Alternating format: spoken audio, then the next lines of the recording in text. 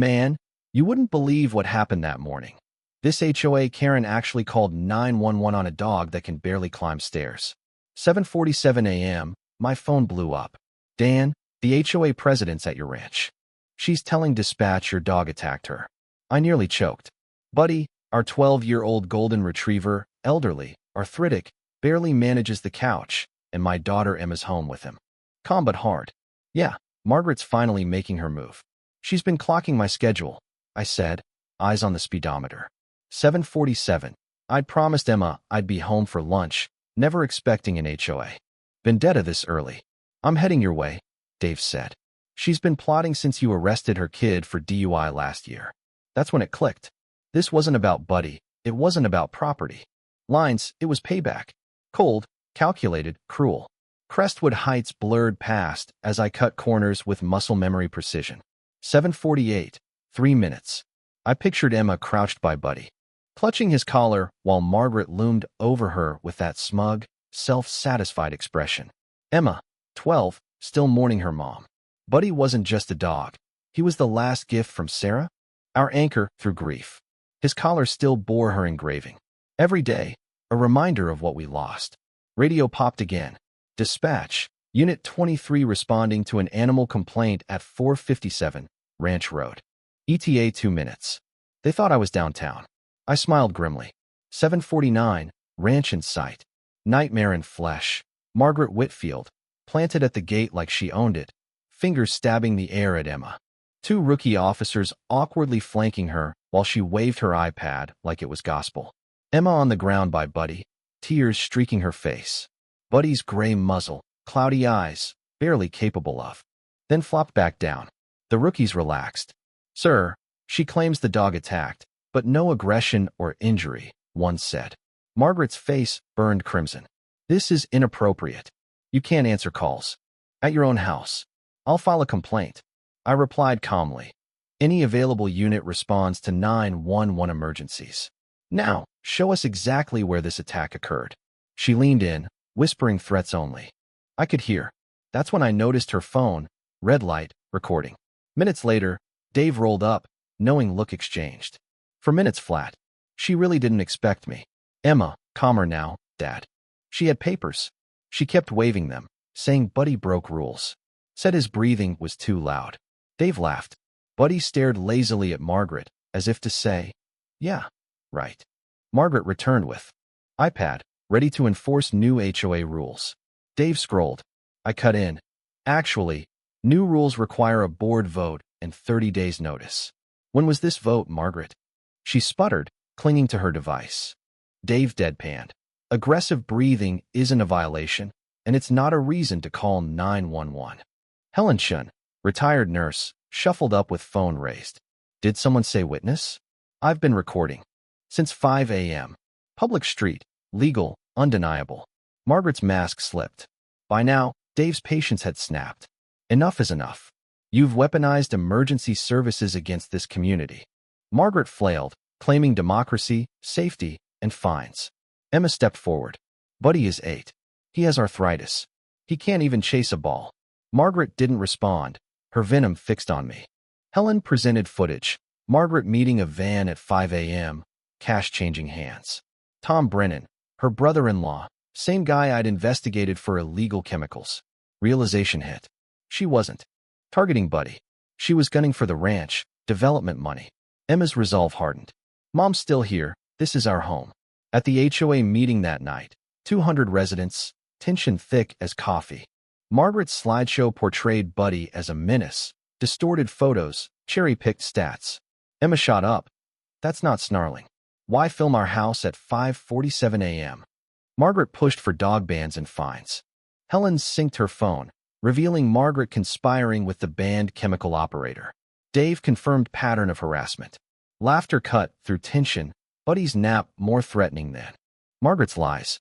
Margaret shrieked, conspiracy. You're all against me. I stood, voice calm but iron strong. Buddy is licensed, vaccinated, gentle. What's this really about? She glared, hatred flaring. You ruined my son's life. You destroyed his future. Now I'll punish your daughter's dog. Emma clutched my hand. Margaret froze, confession laid bare. Meeting adjourned, mask reset. Parting words venomous, but weed won. Next morning, Emma screamed. Grass scorched, Buddy poisoned. Rush to vet, banned pesticide, deliberate. Hours of terror. Emma found Margaret's notebook. Margaret spat lies, but Richard's silent acknowledgement confirmed defeat. Buddy safe, Emma triumphant. Brad Stevens, actor, had been hired by Margaret to fake vet credentials. Emma's recordings caught the scam. He admitted, detailed every scheme, and testified at HOA meeting. Margaret permanently banned. Pet restrictions overturned. Community liberated. Neighbors shared stories of her. Harassment, fines, citations, fear. Warrant confirmed. Margaret's empire of intimidation exposed. Months later, Margaret sentenced to 3 years federal prison. False reporting, conspiracy, extortion. Back at home, we were whole. Buddy's snores filled Emma's room like peace itself. I watched her teach neighborhood kids, pride swelling. Emma whispered, "Dad, that's Mom's spirit in us. And if anyone ever tried again, you'll be there in 4 minutes, I promised. Always, baby, always." Where are you reading from? Share your thoughts. What would you do if someone weaponized rules and laws against your family? Would you stand your ground or back down? Even after Margaret was out of the immediate picture, the tension didn't just vanish. It lingered like a shadow over Crestwood. A new unease settled in. Someone was still watching. I was sipping coffee on the porch, scanning the street, when Dave's text popped up. "Dan, you need to see this. Been spotted near the East Gate." Same guy, same logo. Greenhill. My stomach sank. Margaret hadn't worked alone. Pinnacle Development, her network, maybe even more people in the neighborhood feeding information, financing her schemes. Emma, perched on the railing beside me, didn't need to ask. She knew something had shifted in the air. "Dad, they're not done, are they?" she whispered, voice small but steady. I shook my head. "Not yet, kid. But we're ready." We spent the day fortifying. Cameras, extra locks, even a hidden stash of the notebook entries Margaret had discarded. Every detail she'd left behind became a weapon in our defense. Emma's resolve amazed me. She scrolled through Margaret's notes like a seasoned investigator, pointing out inconsistencies and plotting contingencies. "Dad, she missed the southern fence line. That's our blind spot." Smart girl. Sarah would have been proud. Then the twist came. Around 3 p.m., our doorbell rang. Standing there, clipboard in hand, was a man in a pristine white coat, smiling too perfectly. "Dr. Peterson, canine behavioral specialist," he announced. Emma whispered, "That's the guy from the toothpaste commercial." Lies, and he almost went along with it. I leaned back, calm but firm. "Brad, write everything down. Your connection, her instructions, every scheme." Evening came, and the Crestwood Heights community center buzzed again. Brad stood before the community, nervous but honest. "Hi, I'm Brad Stevens. You might have seen me in commercials. I was hired by Margaret Whitfield to pretend I was a vet." Gasps.